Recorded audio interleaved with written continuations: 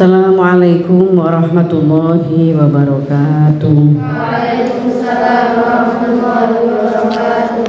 Bismillahirrahmanirrahim. Subhanakallahumma rabbana la ilma lana illa ma 'allamtana innaka antal alimul hakim.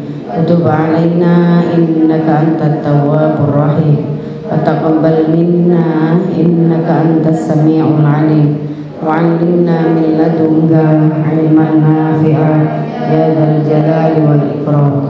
Allahumma iftah lana hikmataka wansur alaina rahmataka ya dzal jalali wal ikram. Rabbi shrah li sadri wa yassir li amri wahlul 'uqdatam min lisani yafqahu qawli bi rahmatika ya arhamar rahimin. Bismillahirrahmanirrahim. Alhamdulillahirabbil alamin. Wassalatu wassalamu ala sayyidil mursalin wa ala alihi wa sahbihi ajma'in. Qala al-mu'allif rahimahullahu ta'ala wa nafa'na bihi wa bi ulumihi wa amadana bi asrarihi wa a'ada alaina min barakatihi fid dharaini amin ya rabbal alamin.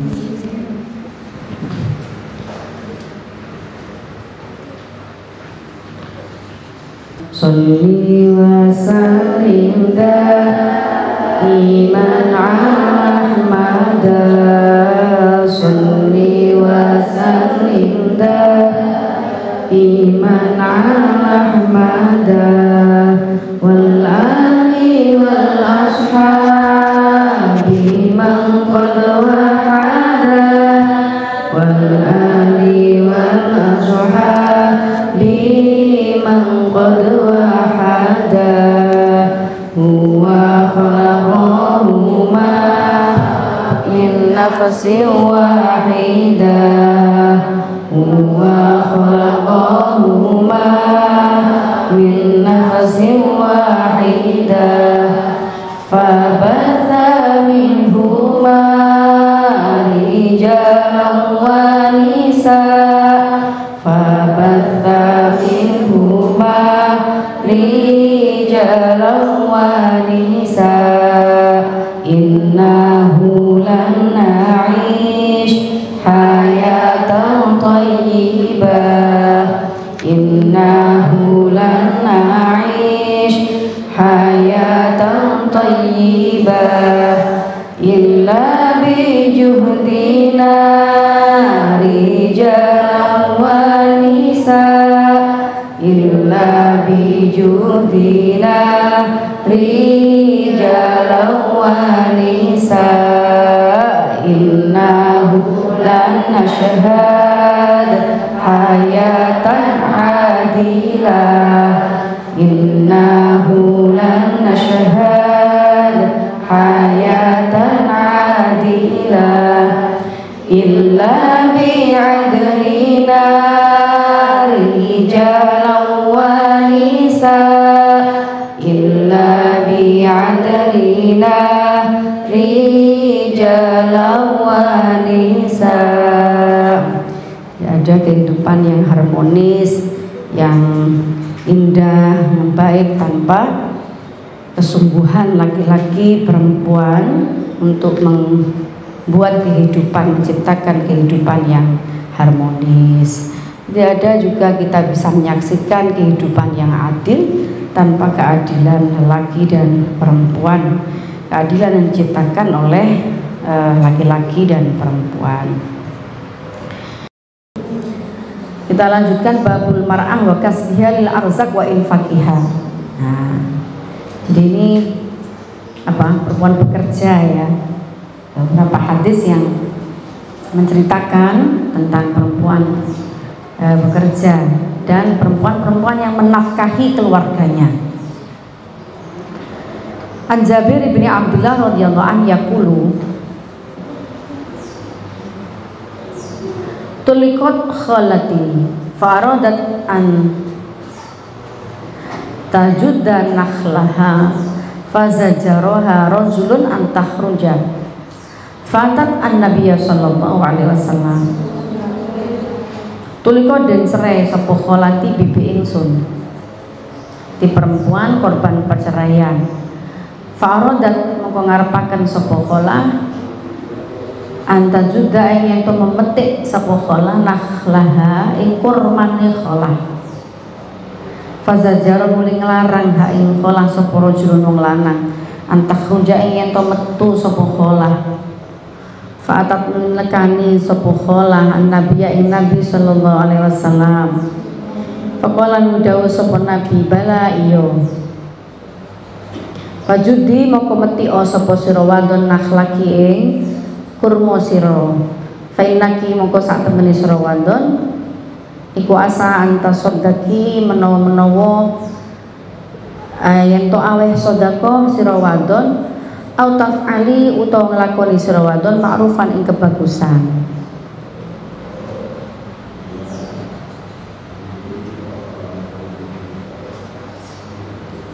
Dia ada perempuan korban perceraian yang diceritakan oleh Jabir ibnu Abdullah, itu kholahnya. Lalu dia tidak ada yang menghidupi dia, tidak ada pula saudara yang membantu penghidupan dia. Kemudian dia bekerja di kebun korma. Perempuan ini bekerja di kebun korma. Lalu dia tetap keluar untuk menghidupi dirinya agar dapat biaya untuk menghidupi dirinya. Terus oleh laki-laki, salah seorang laki-laki di zaman itu dilarang, kamu perempuan iddah kok keluar kamu, tidak boleh. Terus beliau ini kholahnya Jabir ini langsung ke Rasulullah. Pripun iki Kanjeng Nabi? Jadi gak ada celengan, gak ada simpanan uang celengan yang tabungan yang bisa untuk saya pakai menghidupi diri saya. Betul-betul saya butuh bekerja agar saya bisa menghidupi diri saya. Dan Nabi dawuh bala fajudi nakhlak asa anta soddaki au taf'ali. Ya gak apa-apa, lanjutkan kerjamu. Mudah-mudahan kamu bisa bersedekah dengan pekerjaanmu itu, dengan hasil dari pekerjamu, dan kamu bisa melakukan kebaikan dari hasil pekerjamu itu, dari pekerjamu. Jadi dawuhnya Rasul ini berarti ya kalau itu memang kebutuhan mendesak ya silakan, tidak apa-apa, tapi harus ada kebaikan, harus punya niat yang baik. Ya, perempuan iddah ini harus punya niat yang baik.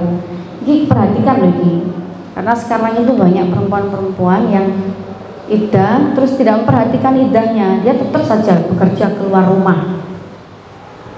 Jadi menerjang aturan iddah yang sudah ditetapkan tanpa ada alasan. Ini kan perempuan ini maturnya ke Rasulullah karena memang dia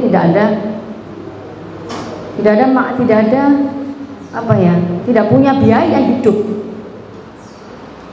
hidup yang memang bekerja itu betul-betul dia butuhkan untuk biaya hidup dia. Tapi Rasulullah terdawuhi asa anta soddaki au taf'ali ma'rufah. Kalimat ini ya, taf'ali ma'rufah.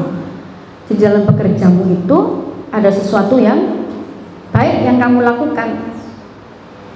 Nah, terus kalau keluar rumah cari laki lain misalnya, alhamdulillah, kan bisa saja itu terjadi, padahal masih dalam kondisi iddah. Jadi kan tidak ma'rufah.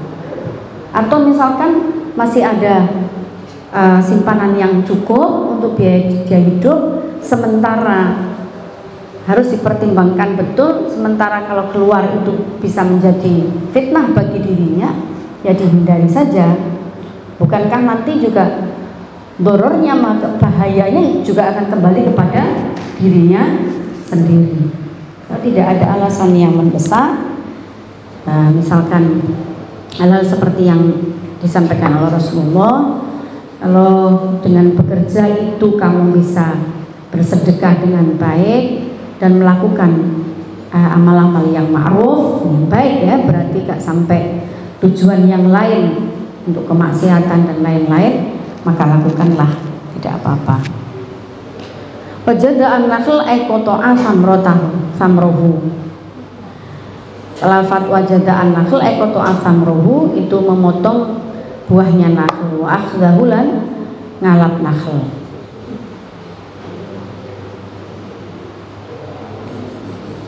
Jadi harus terpaksa untuk menghidupi dirinya karena tidak ada yang menghidupi dirinya, tidak ada yang mencukupi dirinya dalam kondisi ini ya. Boleh.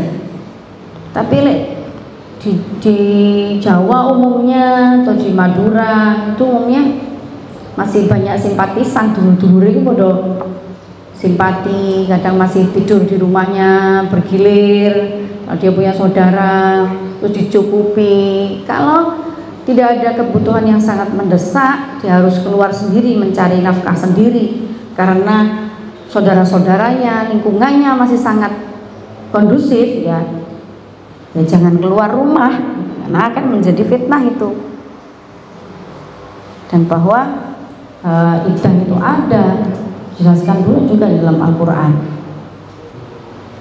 An Jabir radhiyallahu anhu Nabi sallallahu alaihi wasallam dakhala ala ummi Mubashirin al-Ansariyah fi nakhlin laha faqala laha an-nabiyyu man gharasa hadzal nakhl. Hadis riwayat Jabir radhiyallahu anhu, hadis dintoake sanging Jabir radhiyallahu anhu anan Nabi sallallahu alaihi wasallam kudakhala mlebu sapa Nabi ala ummi Mubashirin marang ummi Mubashir al-Ansariyati ya wadon kang bangsa sahabat Ansor fi nakhlin ing dalem kurma, kebun kurma laha keduwene ummi Mubashir. Faqala nuli matur laha maring ing ngendika laha marang Mubashir sapa Nabi sallallahu alaihi wasallam. Man gharasa hadzal nakhla am muslimun am kafirun. Man utawi sapa ku gharasa nandur sapa man hadzal nakhla iki kurma am muslimun ana ta wong muslim am kafirun ta wong kafir. Faqala nuli matur sapa ummu Mubashir bal muslimun. Balik wong muslim. Faqala nudawu sapa Nabi la yaghrisu muslimun ghorsan wala yazra'u zara'an fayakula minhu insanun wala dabatun wala syai'un illa kanat lahu shadaqatun. Ya la yaghrisu ora kena nandur sapa muslimun wong muslim ghorsan ing tanduran wala yazra'u lan ora ing gogo tanam. Wala yazra'u ora ing gogo pertanian ya. Wala yazra'ulan ora nanam sapa man zara'an ing gogo fayakula moko mangan minhu saking zarak sapa insanun manungsa wala dabatun ora jokaya wala syai'un ora suci-suci illa kanat angin ana lahu ku keduwene muslim apa sedekahun sedekah rawang hadis sapa muslimun Imam Muslim. Jadi udah zakate ya, dan kita ada dalam Islam itu ada pembahasan khusus tentang zakat tanaman. Jadi ini ada perempuan di masa Rasulullah bernama Ummu Bashir.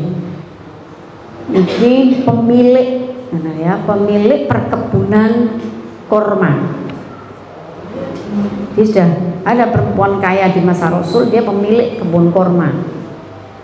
Rasulullah kagum terhadap kebunnya yang subur, tanamannya yang subur, sampai takut Rasulullah, ini siapa yang ngelola ini?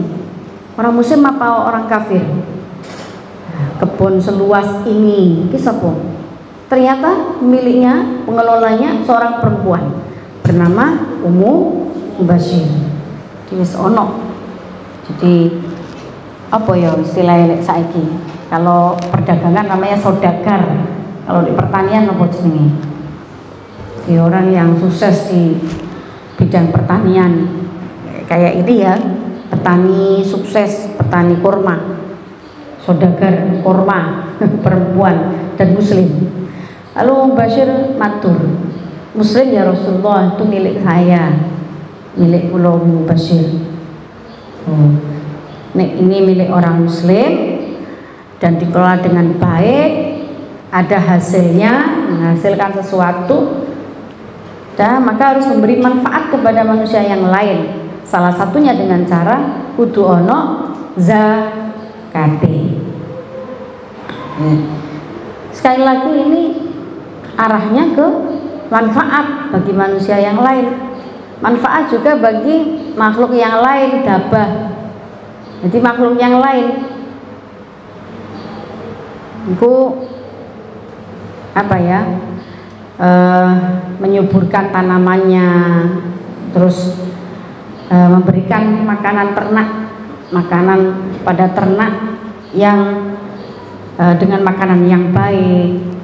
Iki setiap orang muslim yang itu dia mengelola satu perekonomian tertentu, walaupun di dalam konteks ini adalah perekonomian pertanian, itu ono harus ada apa?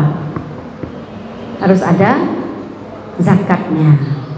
Zakat itu yang memberkahi rizkinya, tidak kotor rizkinya, tidak untuk dia sendiri. Riwayatkan hadis sapa Muslimun Imam Muslim. An Mu'ad bin Sa'id au Sa'id bin Mu'ad anna jariyata li Ka'b bin Malikin kanat tar'a ghanaman. Ki macam-macamnya profesi perempuan di masa Rasulullah ya. Ada yang jadi pegawai di kebun kurma, buruh lah ya orang sekarang kalau istilahnya buruh. Ada yang jadi saudagarnya, pemiliknya. Ada yang angon itu mengembala kambing. Ada dalam semua profesi ini. Al-Sa'id bin Mu'adin an-Najariyah li Ka'b bin Malikin kanat tar'a ono sapa jariyah, kanat ono sapa jariyah kutara angon sapa jariyah gonaman ing kambing. Bisa lain ing dalam gunung Salak. Fausibat moko dan kenani apa syatun pedus minha sangking apa syatun minha sangking ghanam. Fa'adrokat moko nemoni sapa jariyah ha ing syat. Fadzabahat moko nyembelih sapa jariyah ha ing syat dihajarin kelawan watu. Fasuilan ditakani sapa Nabi sallallahu alaihi wasallam. Faqala kuluha mangano sapa sira ha ing syat.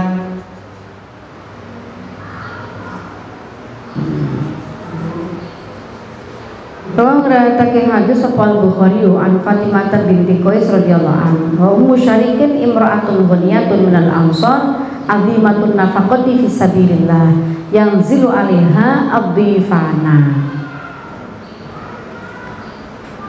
Ya, ada lagi perempuan yang bernama Ummu Syarik. Iku imra'atun ghaniyatun, perempuan sangat kaya, minal ansori saking golongan sahabat Ansor, azimun nafaqati kang gede nafakoi, akeh nafkai fisabilillah dalam dalane Allah, yang zilu tumeka tumurun alaiha ing atase Ummu Syarik sapa adhifanu pira-pira tamu.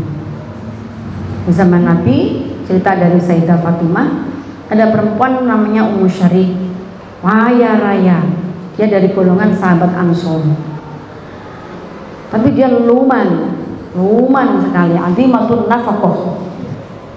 Jadi iki loh bukti ya, siapapun in akramakum indallahi atqakum. Dia berhak, perempuan itu berhak, kalau memang kekayaan itu adalah dari hasil dirinya sendiri, dia berhak mengelola semaksimal mungkin hasil kekayaannya itu untuk kepentingan umat, untuk kepentingan umat. Seperti Ummu Syarik, ini perempuan kaya raya dari sahabat Ansor, dan dia banyak kedatangan tamu ya untuk minta bantuan, untuk dia bantu. Jadi artinya menggunakan kekayaannya itu untuk kepentingan agama, untuk kepentingan umat, khususnya umat Islam. Riwayat hadis sapa Ummu sapa muslimun imam muslim. Tapi ada pula yang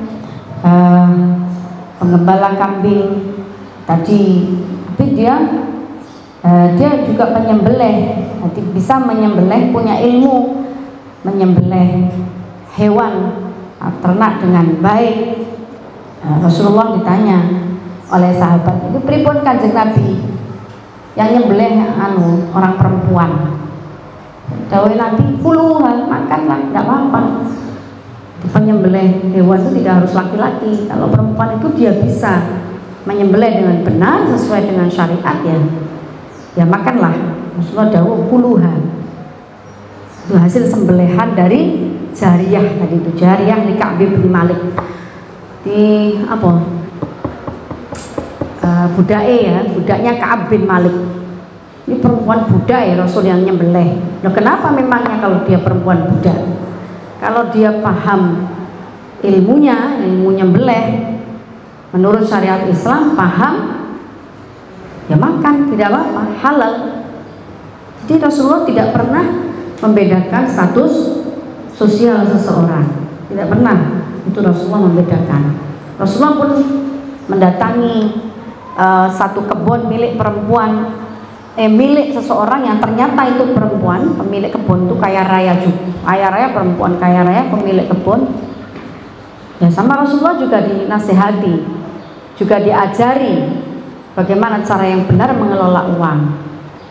Jadi mengelola perkebunan, pertanahan, pertanian, ya zakatono. Ya sama, Rasulullah akan mengajari hal yang sama, mendidik yang sama. Saudagar baik itu laki-laki maupun perempuan tentang zakatnya. An Raithah binti Abdillah murata Abdillah bin Mas'ud radhiyallahu anhu.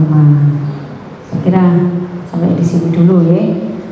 Jadi profesi apapun itu, baik itu dikelola oleh perempuan atau dikelola oleh laki-laki, yang dituntutkan oleh Rasulullah SAW adalah ikuti syariat agama,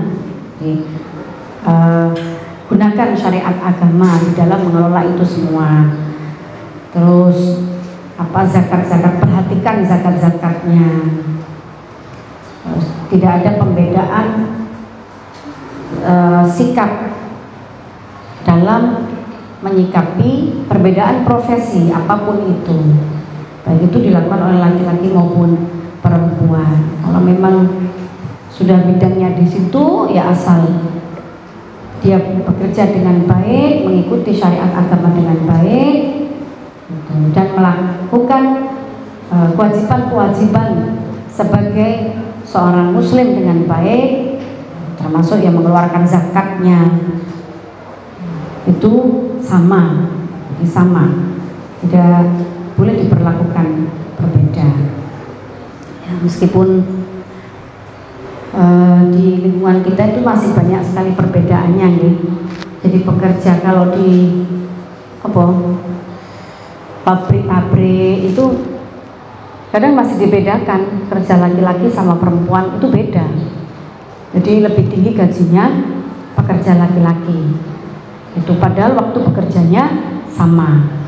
Nanti masa cutinya, bukannya di pabrik-pabrik, di kantor-kantor juga, nanti masa cuti itu sedikit sekali. Ada masa melahirkan misalkan, ya sak cukupnya untuk melahirkan, terus berapa hari ditambah berapa hari, itu tok. Jadi akhirnya perempuan-perempuan sekarang bekerja di luar rumah masih banyak yang kemudian dia tidak mau menyusui anak-anaknya karena tuntutan pekerjaannya.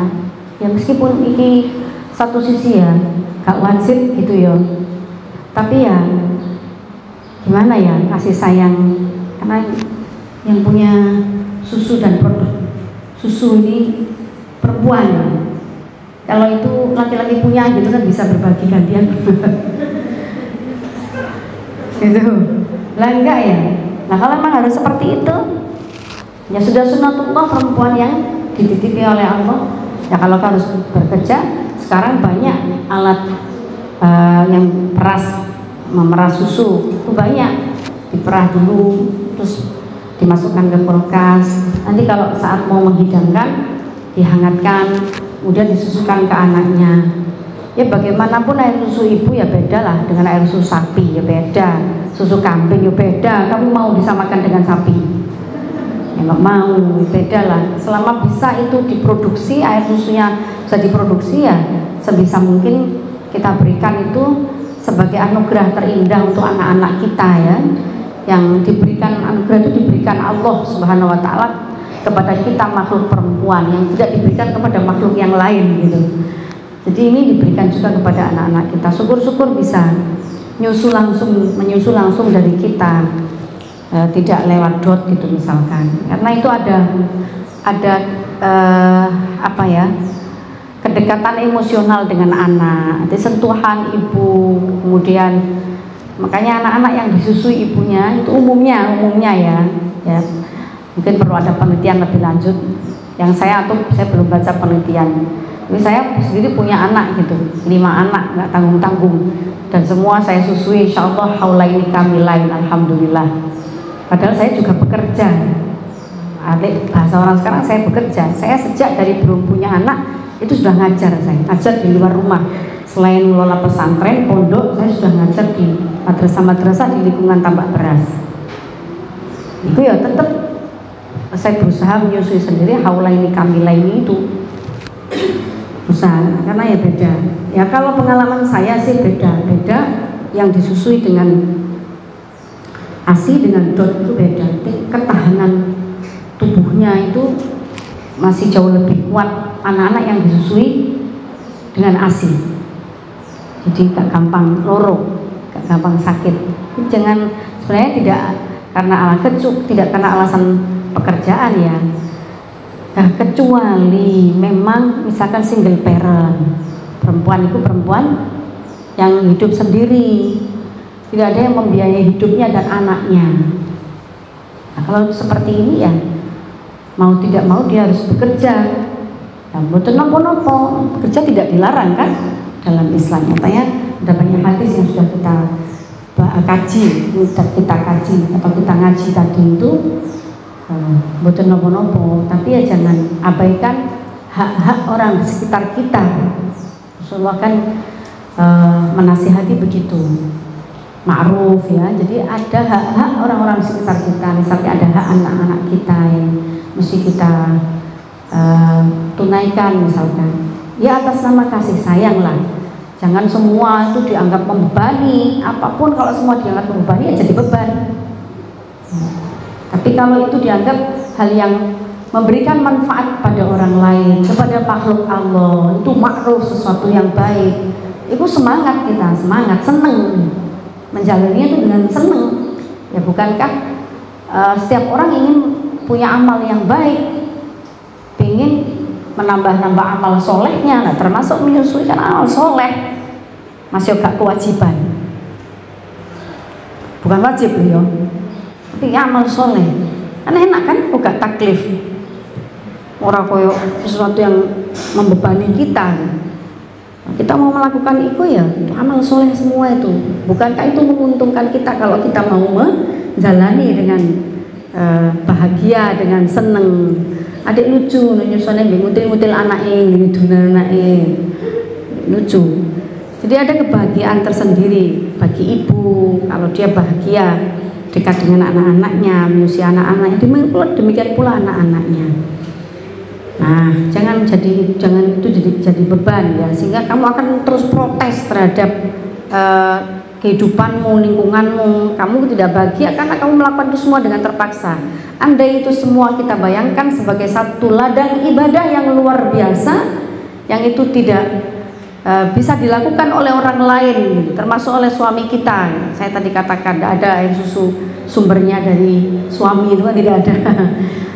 Nah, ini berarti kan satu-satunya sumber itu dari kita yang dititipi Allah Subhanahu Wa Taala. Itu menjadi indah semuanya, indah, membahagiakan, bernilai ibadah lagi, bernilai pahala lagi, karena kan sangat baik. Nah, kalau kemudian dilihat sisi yang lain, ya ruwet, akhirnya ruwet. Apapun itu kalau dipandang dari sisi negatifnya, ya ruwet. Ya mudah-mudahan kita selalu bisa melihat yang sisi yang baik ya dari ini semua, termasuk berbagi peran gitu. Kalau ibunya sudah menyusui, lelah menyusui, bangun malam, itu ya pasangannya harus paham kondisi yang melelahkan ini. Jadi tugas-tugas yang lain, nah ya sebaik-baik kamu adalah yang paling baik akhlaknya kepada perempuan. Nabi dawuh dan tadi ini laki-laki kudu paham. Saya itu sejak punya anak pertama itu kalau malam itu nggak pernah bangun. Bu ya apa bu? Yo maksudnya kan mendatangi ini anakku nangis, terus dinasehati kalau Bu Nyai. Jadi kan ibu sudah wafat waktu itu. Akhirnya Bu Nyai yang telepon. Tahu saya punya anak, terus Bu Nyai telepon. Telepon bukan saya, telepon abahnya anak-anak. Apa kolek telepon, Gus begini. Diajari jadi ayah yang baik. Jadi kalau anaknya bangun kan di box, anaknya taruh di box. Kalau taruh tidur sama saya takut kepenyet saya, taruh di box. Nanti kalau itu abahnya yang bangun ngambil ditaruh di saya untuk disusui. Nanti selesai diambil lagi sama abahnya ditaruh. Enak is. Karek buka berangkas itu tutup meneh turu maneh. Dan saling membantu gitu ya. Pokoknya ini pedomannya. Sebaik-baik kamu laki-laki adalah orang yang berlaku paling baik pada istrinya. Nah, ya wajar kalau kamu harus selektif ya. Walaupun gak selektifan gitu, tapi selektif, pilih orang yang baik, memperlakukan diri kita sebagai perempuan, memahami keadaan kita dengan baik. Nah, itulah laki-laki terpilih. Dawuhnya Rasulullah SAW. Al-Fatihah.